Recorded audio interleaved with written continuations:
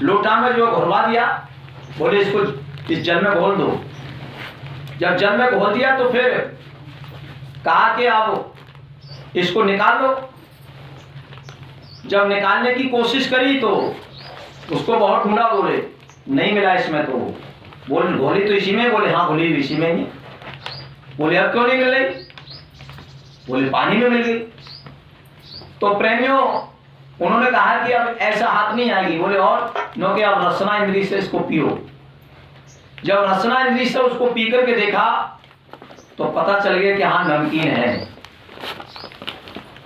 इसी तरह से ही कि जो कुछ तत्व ऐसे हैं जो हमारी चक्षु इंद्री ग्रहण करती है, मगर श्रवण इंद्री के हाथ आने वाले हैं, कुछ तो चक्षु इंद्री के हाथ आने वाले हैं। सभी इंद्रियां एक जैसा विषय ग्रहण नहीं करती हैं। तो ऐसे ही वो उस परम तत्व को हमें जानने के लिए मानो कि कौन से चक्षु की जरूरत है, तो क्योंकि वो परमात्मा ज्ञान नेत्र ज्ञान स्वरूप है। जब हमारे लिए ज्ञान की दृष्टि प्राप्त हो जाती है तो ज्ञान के द्वारा ही उस परमात्मा को हम जानते हैं। जैसे कि चमर चक्षु से हम ये पंच भौतिक संसार को देखते हैं, और मन की दृष्टि से तीन गुणों का जो संसार है, तीन गुणों का संसार मन की दृष्टि से दिखता है। इसको भी देव दृष्टि कहते हैं। मगर जो उससे भी सूक्ष्म संसार है उसको जानने के लिए फिर हमारे लिए आत्म दृष्टि की आवश्यकता है।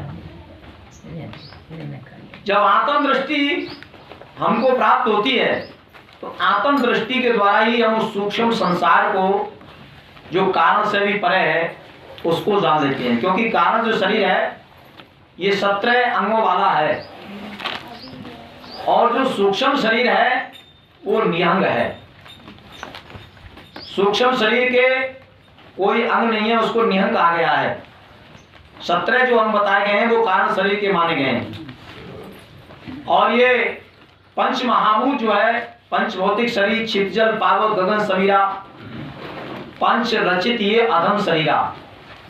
इसको वैसे अधम भी कहा और इसको पवित्र भी माना गया है। बड़े भाग मानुष तन पावा, सुर दुर्लभ सद ग्रंथन गावा। कि ये बड़े भाग से प्राप्त होता है। क्यों? इसको पाने के लिए हमारे लिए बताया कि पाप और पुण्य जब बराबर होते हैं, रजोगुण का जो शरीर है मनुष्य का, वो पाप और पुण्य से दोनों से बराबर से ये मिला है। जैसे परमात्मा ने दानव, मानव और देवता तीन की रचना करी। दानव है, मानव है और देवता है। मानव कहते हैं जो बात को मान जाता है वो मानव है, और जिसके अंदर आसुरी जो प्रवृत्तियां हैं, आसुरी प्रवृत्तियों वाले को ही दैत्य कहा गया है।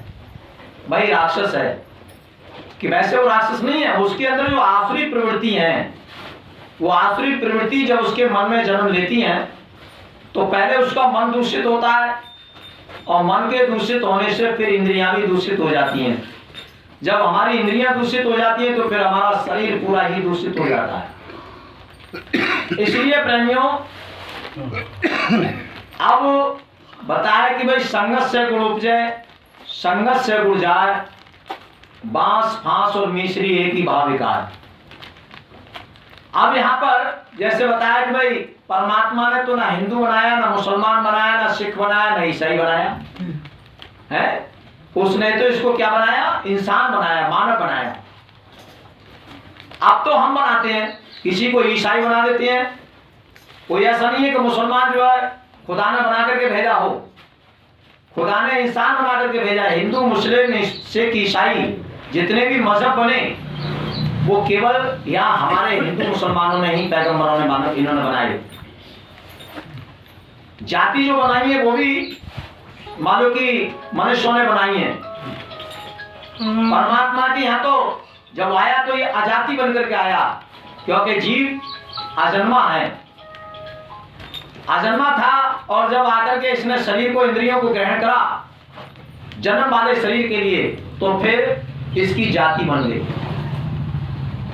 तो अब महापुरुष फिर इसको कहते हैं कि भाई जब तक तू जातियों में चलता रहेगा तब तक तुझको मौत पकड़ती रहेगी, इसलिए अजाति बन। मेरे भोले से मन अब तू कर ले भजन, बन अजाति, और जाति वाले को है मौत खाती। तो जब तक तेरे लिए आत्म बोध नहीं होगा तब तक तू मौत के मुंह में को जाता रहेगा, क्योंकि तू अपने को शरीर मानता रहेगा और शरीर मान करके ही फिर शरीरों को ही भागता रहेगा। इसीलिए तू शरीर नहीं है, तू शरीर का साक्षी है, मन का साक्षी है, बुद्धि का साक्षी है, इंद्रियों का साक्षी है। तो अपने साक्षी भाव को पहचान।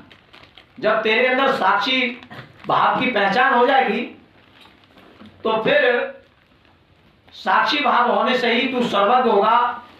सारा संसार तुझे फिर अपना परिवार दिखाई देगा, सारा संसार फिर ये तेरा घर है। जैसे हमारे योगी जी महाराज जी कह रहे हैं कि इस अध्यात्म जगत में मुसलमान के लिए कोई जगह नहीं है। तो हमारा जो भारत है, भारत के अंदर उदार भाव है, करुणा का भाव है, दया का भाव है। इसलिए किसी के प्रति कुछ लोग कहते हैं कि भाई हिंदू शब्द किसके लिए कहा गया, हिंदू शब्द कह देते हैं कि वो जो हिंसक शब्द है, ईर्षा करने वालों को हिंदू कहा है, मगर ऐसा नहीं है। हिंदू जो है जो मान लो कि ईर्षा से और द्वेष से दूर है, उसको हिंदू कहा गया है। हिंदुओं के लिए कुछ ये मुसलमानों में मालूम बट गया, कुछ ईसाइयों में बट गया, और कुछ सिखों में बट गया। तो ये सब में बटा है, और बटने से ही फिर इसका पतन हुआ। तो प्रेमियों, अब वो समय आने वाला है, क्योंकि जब जिसकी आवाज ज्यादा उठने लगती है, जनता की जब आवाज होने लगती है, तो फिर समय बदलने लगता है। क्योंकि परमात्मा जैसे प्रकृति है, प्रकृति फिर सृष्टि के विधान को पलटती रहती है। तो सृष्टि प्रकृति का कार्य है। और आज जो हम सत्संग में आए हैं, शिक्षा हमारे लिए क्या देती है? शिक्षा हमको व्यवहार देती है। विद्या हमारे लिए क्या देगी? विद्या को सर्वोपरि धन माना गया। विद्या ही सर्वोपरि धन है। सबसे उत्तम धन क्या माना गया? विद्या। आपने देखा होगा स्कूलों में लिखा हुआ कि विद्या ही सर्वोत्तम धन है, सबसे उत्तम धन माना गया। मगर शिक्षा के अंदर कुछ अंश है विद्या का। विद्या कहती है कि जो ब्रह्म विद्या है, जिसके द्वारा ये जीव उस ब्रह्म को जान लेता है और ब्रह्म को जान करके ये ब्रह्म जैसा ही हो जाता है, उसका नाम ब्रह्म विद्या है। जो हमारे लिए चिंता, भय, शोक, जैसे कि राम राज में बताया कि जब राम राज आया तो राम राज में जो है, राम राज बैठे त्रिलोका, हर्षत भय गए सब शोका। तो राम राज पर जब बैठे, उन्होंने तीनों प्रकार के शोकों को हरण कर लिया। भय, शोक और चिंता, तीनों को मिटा दिया। ये जब तक आत्मज्ञान नहीं होता तब तक ये चिंता से, भय से और मानो की शोक से ये मुक्त नहीं होता। नारद जी ने वेद पढ़े, आयुर्विज्ञान, ज्योतिष विज्ञान, नक्षत्र, क्षेत्र और मानो की वर्णमाला, धनुर्विद्या, भूत विद्या, तेज विद्या, सारी विद्याएं, उन्होंने 52 विद्याएं थी नारद के पास। और 52 विद्याओं के पढ़ने पर भी उनका शोक या भय मुक्त नहीं हो पाए, वो चिंता से। फिर संत कुमार जी के पास जाते हैं और कहते हैं, भगवान मैं अभी जो है चिंता से मुक्त नहीं हो पाया, शोक से मुक्त नहीं हो पाया। सारी वैसे 52 विद्याएं मेरे पास, तो उन्होंने कहा, बोले जितना तुम जानते हो पहले वो मुझे बताइए, उसके बाद में फिर मैं आपको आगे बताऊंगा। तो सनत कुमार जी के द्वारा ही नारद जी को जो है आत्मज्ञान हुआ।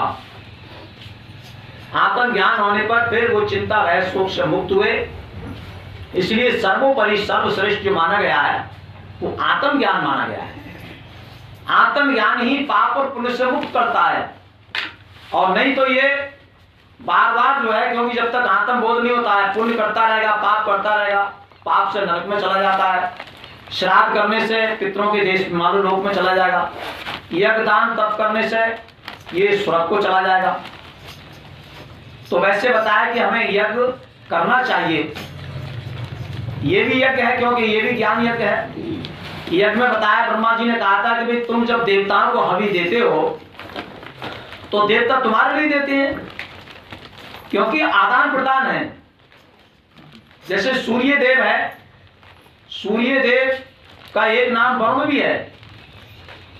वरुण क्यों कहते हैं कि वर्षा करता है, वर्षा करने से सूर्य को वरुण कहते हैं। द्योतनशील होने से सूर्य को देव कहते हैं।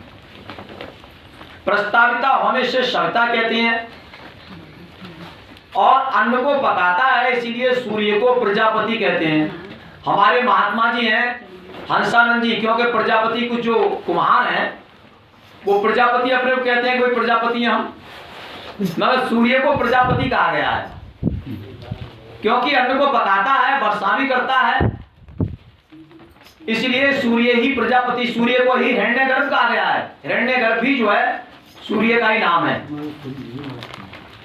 और भी बताया कि सूर्य का ध्यान करने से, सूर्य को नमस्कार करने से, सूर्य को जल देने से हमारे आंखों की ज्योति भी बढ़ती है, निरोगता भी मिलती है। तो आज हमने जो हमारे देवता हैं उनको हम जानते नहीं कि जो हमारे खास देवता हैं जिनको हमें पूजना चाहिए। पहले आप सभी लोग सूर्य को नमस्कार करते थे, सूर्य को जल भी देते थे। और आपने देखा है कि जैसे गायत्री मंत्र है, तो गायत्री मंत्र में किसकी पूजा होती है? गायत्री मंत्र से तेज की पूजा होती है। तेज से मान लो जल की उत्पत्ति हुई है और जल से ही अन्न की उत्पत्ति हुई है। इसलिए संसार में तीन जो चीजें मानी गई हैं, तेज, जल और अन्न। अन्न से हमारे शरीर का पोषण होता है, और जब जल अधिक बरसता है, जैसे कि जल से प्रलय भी है, ज्यादा अगर जल बरस जाए तो प्रलय भी हो जाती है, और सम जल बरसे तो अन्न ज्यादा होता है। तो अन्न की उत्पत्ति जल से मानी गई है। जल किससे उत्पन्न हुआ है? तेज से। तो गायत्री मंत्र जो हम पढ़ते हैं, इससे जो है तेज की पूजा होती है गायत्री मंत्र के द्वारा। जब हमारा जो शरीर है, कुछ लोग कहते हैं कि भाई शरीर छूटने के बाद में इसको यमदूत लेने के जाल दिए जाते हैं, मगर वहां बताया कि अंतमता सोगता, जैसी इसकी मति होती है वैसी गति होती है। बार बार मुनि यत्न कराई, मरत नाम मुख आवत नहीं। ये इच्छाओं के अनुसार, क्योंकि कर्म रूपी जो जंजीर है, वो कर्म रूपी जंजीर जैसी इसकी होती है, वो कर्म रूपी जंजीर ही इसको खींच करके ले जाए, क्योंकि उसमें बंधा हुआ है। ये कोई शुभ कर्म से बंधा हुआ है, कोई अशुभ कर्म से बंधा हुआ है, तो कर्म रूपी जंजीर में ये बंधा हुआ है। इसलिए प्रेमियों, यममानी वायु के भी हैं, कहते नहीं भाई यमदूत, तो यममानी वायु के भी हैं। तो पहले ये जीव कहाँ जाता है? जब शरीर छूटता है तो ये पहले है, क्योंकि इंद्रियां इसकी मन में विलय होती हैं, और मन जो है वो प्राण में विलय होता है। प्राण जो है वो तेज में विलय होता है, और तेज जो है वो शक्ति में विलय हो जाता है। तो हमारे लिए सत्संग बताया कि जैसे कथा है, कथा में और सत्संग में कितना अंतर है। सत्संग कथा है हमारे लिए 7 दिन में मुक्त करेगी, और सत्संग कितने समय मुक्त कर देता है? 6 मिनट में। एक घड़ी, आधी घड़ी, आदि से पुण्यात तुलसी संगत साधकी कटे कोट अपराध। कि अगर सत्संग और सुनने के लिए बताया कि अगर हमें सत्संग सुनना है तो पहले अपने अंतःकरण को हम खाली करके बैठे। संत मिलन को चाहिए तज माया अभिमान, माया को और अभिमान को त्याग करके संतों की सानिध्य में आना चाहिए। जो धनवान है या अपने को जो शरीर का बलवान मानते हैं, शरीर का बल प्राप्त करके, शरीर का बल लेकर के या माया का बल लेकर के अगर हम आएंगे तो हम संतों की संगत नहीं कर पाते। इसलिए कहिए कि संत से अगर मिलना है तो माया को और अभिमान को त्याग करके आना चाहिए, तब हमारा संतों से मिलन होता है और जब भी आपको सत्संग प्राप्त होगा। सत्संग जिसने प्राप्त किया, जैसे कि भक्त लोग आए वो भी कहते हैं कि भाई हम सत्संग सुनने जा रहे हैं या सत्संग करने जा रहे हैं। तो दोनों ही जो है, जैसे कि संत जो है वो वाक इंद्री से सत्संग को प्राप्त करता है और श्रोता श्रवण इंद्री के द्वारा। वक्ता के मैं मुख बसूं और श्रोता के श्रवण, क्योंकि श्रोता के श्रवण में बसता है। ध्यानी के मान लो ध्यान में बसता है और भक्त के हृदय में बसता है। तो ये हम सभी सत्संग ग्रहण करने के लिए आए हैं, उसी सत्य को ग्रहण करने के लिए आए हैं। सत्संग में सत्य की चर्चा होती है तो हम वाणी के द्वारा, श्रवण के द्वारा, ध्यान के द्वारा, क्योंकि जब विवेक हो जाता है तो विवेक के साथ साथ उसका ध्यान भी बन जाता है। सत्संग में आकर के आपका ऑटोमेटिक ध्यान जो है एकदम लग जाता है। तो इसलिए कहा कि बड़े भाग पाए सत्संगा, बिन प्रयास हो भव भय भंगा। बिना प्रयास के ही भय का नाश हो जाता है। इसलिए हमें सत्संग में आना चाहिए, क्योंकि सत्संग ही हमारी प्रवृत्ति को बदल देता है। पाप करने की जो प्रवृत्ति है वो हमारी कहाँ बदल जाती है, क्योंकि पिछले पाप तो हमारे गुरु ने मान लो काट दिए। भाई जब बताया कि गुरु शरण में जाते ही प्राणी तुरंत हो 84 हानि, गुरु ने पिछले पाप जो हमारे वो सब अपने ऊपर ले लिए। 5 तत्व गुण 3 की अपरा गठरी सी धरी, परा भक्ति दे स्वामी हल्की तुरंत करी। तो परा भक्ति का हमें दान दिया है। भाई हमें जो दिया है कि अपरा प्रकृति का जो सामान था तन मन धन, उस अपरा प्रकृति के सामान को लेकर के और परा प्रकृति का आत्मा का आपको जाप दिया गया। तो 5 दिन तो पहले ही आपको मालूम उसे अलग कर दिया गया। और अब ये बाकी जो मानो हमारे पाप हैं, क्योंकि इसको सत्संग की आवश्यकता जो है कि सत्संग से आपकी प्रवृत्ति बदलती रहेगी। जो पाप करने की प्रवृत्ति है, जब हम अच्छा सुनेंगे, अच्छा देखेंगे, अच्छा बोलेंगे, तो हमारी जो प्रवृत्ति है पाप की वो और समाप्त होती चली जाएगी और नए संस्कार इसमें, नित्य कर्म के संस्कार यानी ईश्वर के संस्कार, संतों के संस्कार इसमें भरने शुरू हो जाएंगे। इसलिए हमें सत्संग करना चाहिए। तो एक